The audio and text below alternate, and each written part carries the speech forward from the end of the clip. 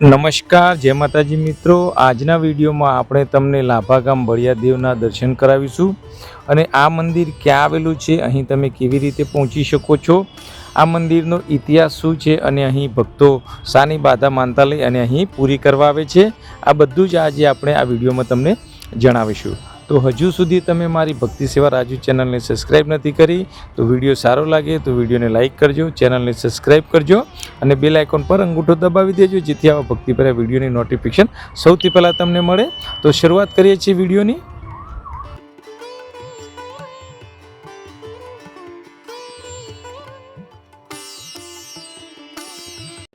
તો મિત્રો, અત્યારે આપણે ફાઇનલી બળિયાદેવના મંદિરે પહોંચી ચૂક્યા છીએ। આ મંદિર અમદાવાદના નારોલ વિસ્તારથી 5 કિલોમીટરના અંતરે આવેલું લાભા ગામમાં શ્રી બળિયાદેવનું મંદિર છે અને અત્યારે આપણે મંદિરનો જે મેન ગેટ છે તો મેન ગેટની અંદર પ્રવેશ કરી ચૂક્યા છીએ અને આપ સામેની સાઈડે જુઓ તો બધી ગાડી પાર્કિંગ થઈ રહી છે। તો આ લાભા ટ્રસ્ટ તરફથી ફ્રી પાર્કિંગ છે, આપ પોતાનું વાહન અહીં પાર્કિંગ કરી શકો છો। આ બાજુ 4 વ્હીલર પાર્કિંગની સુવિધા છે અને એની સામેની સાઈડે 2 વ્હીલર પાર્કિંગની સુવિધા છે। તો આપણે પણ આપણું અહીં સાધન પાર્ક કરી અને મંદિર બાજુ દર્શન કરવા જઈશું।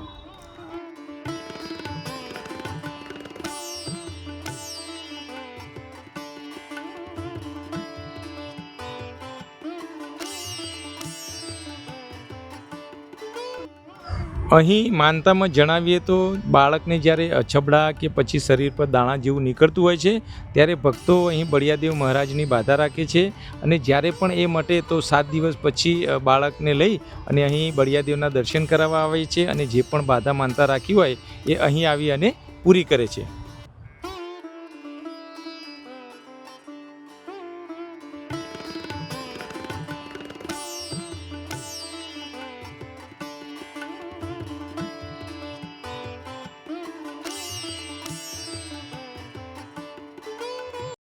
મંદિરની બિલકુલ સામેની સાઈડે પ્રસાદી ભેટ કેન્દ્ર છે, તો આપ અહીંથી બળિયાદેવ મહારાજને ચડાવવા માટે પ્રસાદી લઈ શકો છો।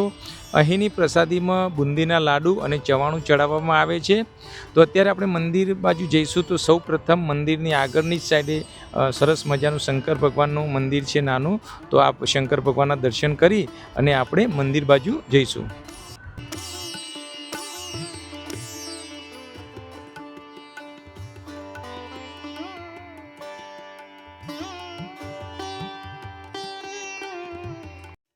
રવિવાર અને મંગળવારના દિવસે અહીં ખૂબ જ સંખ્યામાં ભક્તોની ભીડ જોવા મળે છે અને રવિવાર અને મંગળવારના દિવસે જ્યારે ભક્તોની ભીડ વધારે હોય છે ત્યારે આ લોખંડની રેલીમાં થઈ અને દર્શન કરવા માટે મંદિર તરફ જવાનું હોય છે। તો આપણે પણ અત્યારે આ રેલિંગમાં થઈ અને મંદિરમાં દર્શન કરવા જઈશું।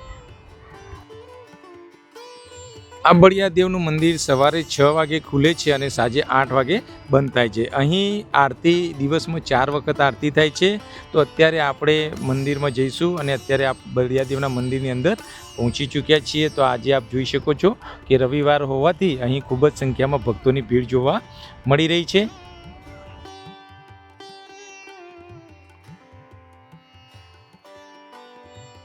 આપ જ્યારે મંદિરમાં પ્રવેશ કરો છો તો મંદિરની ડાબી સાઈડે ગણપતિ મહારાજની મૂર્તિ મૂકેલી છે, તો અહીં આપ ગણપતિ દાદાના દર્શન કરી શકો છો અને ગણપતિની સામેની સાઈડે એટલે કે જમણી બાજુ હનુમાન દાદાની મૂર્તિ મૂકી છે, તો આપ અહીં હનુમાન દાદાના પણ દર્શન કરી શકો છો। આ બંનેના દર્શન કર્યા પછી આપણે મંદિર બળિયાદેવના દર્શન કરવા માટે જઈશું। તો અહીં વધારે ભીડ હોવાને કારણે ભાઈઓ અને બહેનોની લાઈન પણ અલગ હોય છે। અહીં આપ જોઈ શકો છો કે ભાઈઓ અને બહેનોની લાઈન પણ અલગ છે અને અલગ લાઈન દ્વારા દર્શન કરવામાં આવે છે।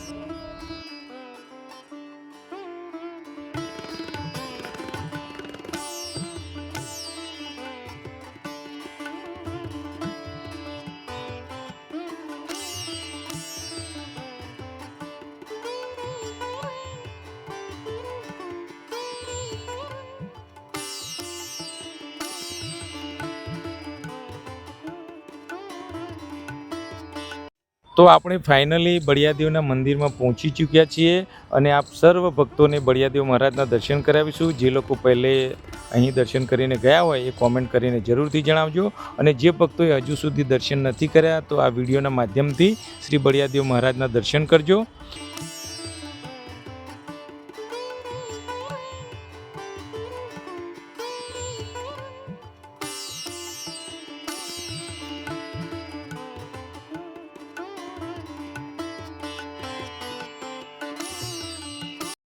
આપ જ્યારે મંદિરની અંદરથી દર્શન કરી અને બહારની સાઈડે નીકળો છો તો આપ જોઈ શકો છો કે મંદિરની ચારે બાજુ સરસ મજાના મહાભારત અને રામાયણના ચિત્રો મૂકેલા છે, જે આપણને મહાભારત અને રામાયણની અનુભૂતિ કરાવે છે. સાથે સાથે માતા શીતળા માતાની મૂર્તિ મૂકેલી છે, અંબે માતાની મૂર્તિ મૂકેલી છે અને ખોડિયાર માતાની મૂર્તિ મૂકી છે. તો આપ આ ત્રણે માતાઓના પણ અહીં દર્શન કરી શકો છો.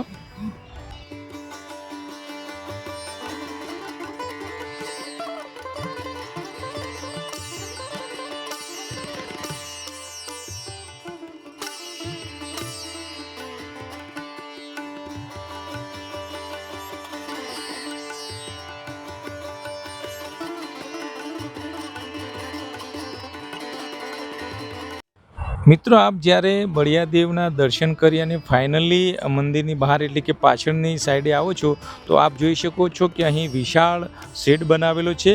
આ શેડ એટલા માટે બનાવેલો હોય છે કે અહીં જે પણ ભક્તો દર્શન કરવા આવે છે તો એક માનતા એવી હોય છે કે એઓ લોકો ઘરેથી જમવાનું લઈ અને અહીં આવી અને બળિયાદેવના મંદિરે આ શેડની નીચે બેસી અને ઠંડુ ભોજન લે છે.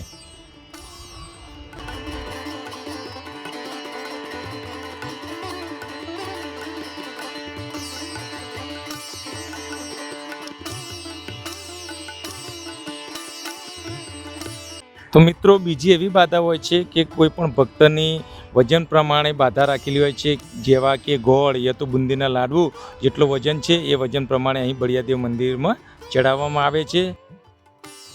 તો મિત્રો, આજના વિડીયોમાં આપણે તમને શ્રી બળિયાદેવ મહારાજના દર્શન કરાવ્યા. આ મંદિર ક્યાં આવ્યું છે આ બધું જ આજના વિડીયોમાં આપણે તમને જણાવ્યું છે. તો જો વિડીયો તમને સારો લાગ્યો હોય તો વિડીયોને લાઇક કરજો અને હજુ સુધી તમે મારી ભક્તિ સેવા રાજુ ચેનલને સબસ્ક્રાઈબ નથી કરી તો ચેનલને સબસ્ક્રાઈબ કરજો અને બેલ આઇકોન પર અંગૂઠો દબાવી દેજો, જેથી આવા ભક્તિભર્યા જે પણ વિડીયો આવે એની નોટિફિકેશન આપને સૌથી પહેલાં મળતી રહે. મળીશું નવા વિડીયોમાં. જય બળિયાદેવ, જય માતાજી.